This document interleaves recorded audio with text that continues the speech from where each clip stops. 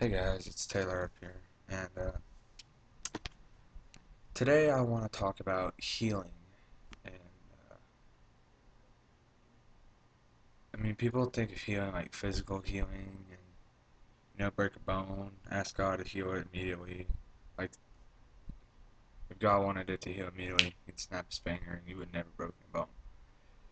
But everything happens for a reason. But to me, I want to talk about more emotional and spiritual healing. I mean, if you're back in a little bit of my past, I had a lot of emotional baggage coming up into high school and at the end of junior high and stuff. I think age 6, my parents split, and I knew what that meant, but it really didn't take a toll on me until my mom started beating on me, my brother and my sister. And your mom hating you, well, my mom hating me, led me to make poor decisions later in life. And like, I remember at one point I was going to commit suicide, and the verse I'm going to be talking about actually kept me from doing that. It really did keep me from committing suicide, and it really kind of it was like the neosporin for all the cuts and bruises I had emotionally. It was like my neosporin and band-aid, and so I see a lot on Facebook, and a lot of people tell me, I don't know what I would do without you, baby. You're amazing, and all that stuff. And I say it too, but I'm trying not to say that anymore. But a lot of people say that, and when they lose them, it's like the end of the world, and they don't know what to do. They're like, oh, I won't ever find anyone better or anything like that. I lost a girl of mine, probably my first true love. I lost her, and I was just like, great, what the heck am I gonna do now? And sure enough, God did have a plan. Uh, but I mean, healing in and of itself, people kind of, when you want to be healed, when you want to be healed, you need, you have to reach out not only to God but to other people. Talk to other people and just be like, well, what do I do now? And you just explain your feelings. And it's okay to cry in front of people. Uh, I mean, I'm I'm Taylor Earp, and I've cried in front of people before. I've cried in front of my girlfriend on Skype once because of what was taking place at the moment. And crying is healing, believe it or not. If you cry and talk about it, it's progress right there. The journey to 1,000 miles starts with a single step, and talking about that, talking about all your feelings and stuff, is that step. And just talking to your buddies and stuff. Yeah, they'll give you some good advice, but the best advice is going through scripture and talking with God. Just all day, every day. And really, I didn't really do that at first. I was just like, God? Who is that? And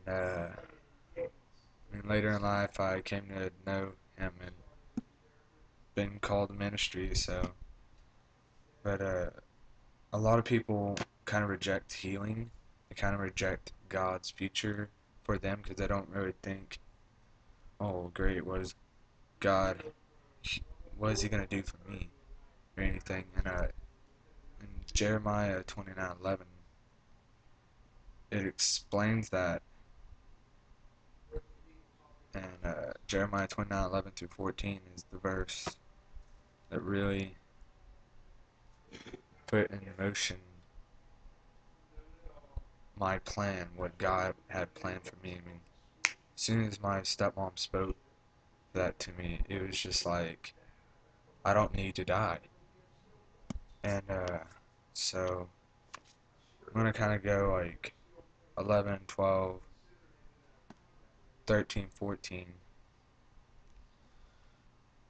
and just I pray this speaks to you. I pray that you understand that He does have a hope for you. I mean, He has a future for you.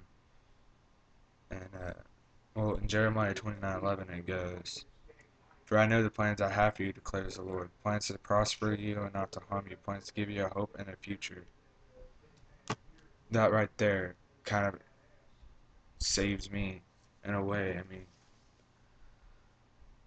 I always had a problem with my calling. I was just like, don't want to be a lawyer, doctor. I mean, I had all these talents, but I didn't know where to put them. And one talent I did have was just be able to relate to people. And sure enough, this is where I've been called. And what Jeremiah 29:11 is saying is, you may not know what He has planned for you. I mean, you kind of like just grabbing on His hand through faith, and you kind of just like blinded in a way, and then God is going to unblind you. I mean, I think it was Saul in the Bible persecuted Christians, and he killed them, and then he was blinded, and then God called this one guy to go over to him and tell him he was going to be ministering and all that stuff. And Saul, who persecuted Christians, started actually preaching the word, and everybody's just like, hypocrite. But it's funny how God has a completely different plan than what you think you're gonna do. And in verse 12 it goes, "Then you will call upon me and come and pray to me, and I will listen to you." That right there, I mean, you can be down in the dumps, pills right by your head, but you call on God, He's coming to you. I mean, be still and listen and know that God is right there. I mean, that right there, just bang. In verse 13 it goes, "You will seek me and find me, and when you seek me with all your heart." It means you can't just seek Him halfway. You can't just pray. I mean, you got to go do His work. You got to give it your 100% fullest all. And in the beginning of my, like, I guess being a Christian, I didn't really do that at first, but when crap hit the fan, I started to do that. So, and when you seek Him with all your heart, verse 14 it goes, "I will be found by you, declares the Lord. I will bring you back from captivity. I will gather you from all the nations and places where I have banished you, declares the Lord, and will bring you back to the place from which I carried you into exile."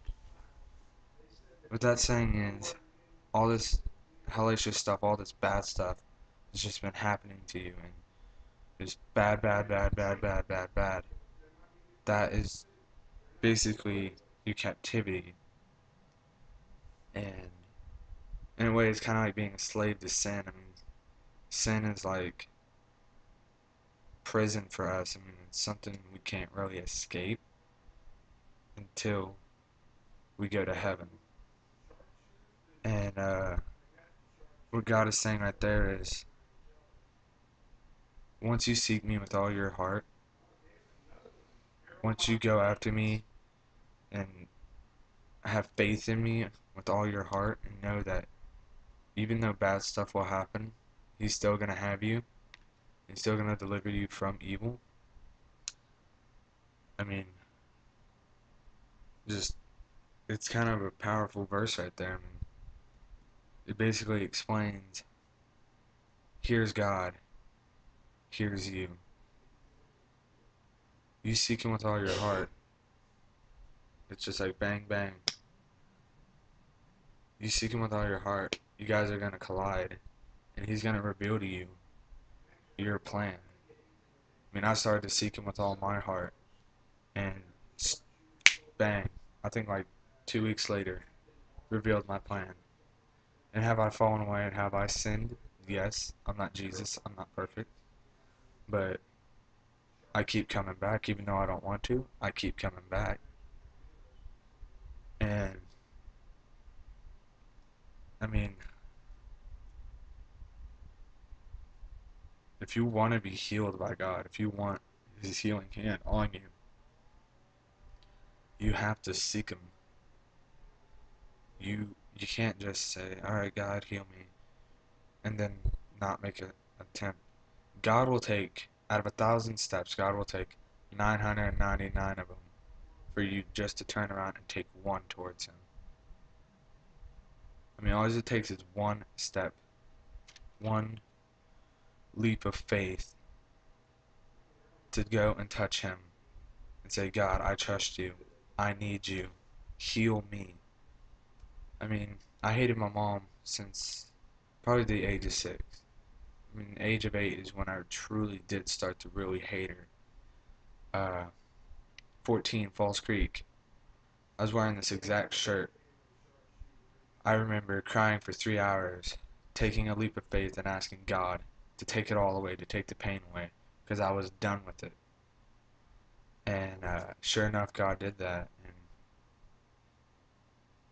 God just works like that. I mean, he had his plan for me, and that was part of it. And I just want you guys to know that crying is healing.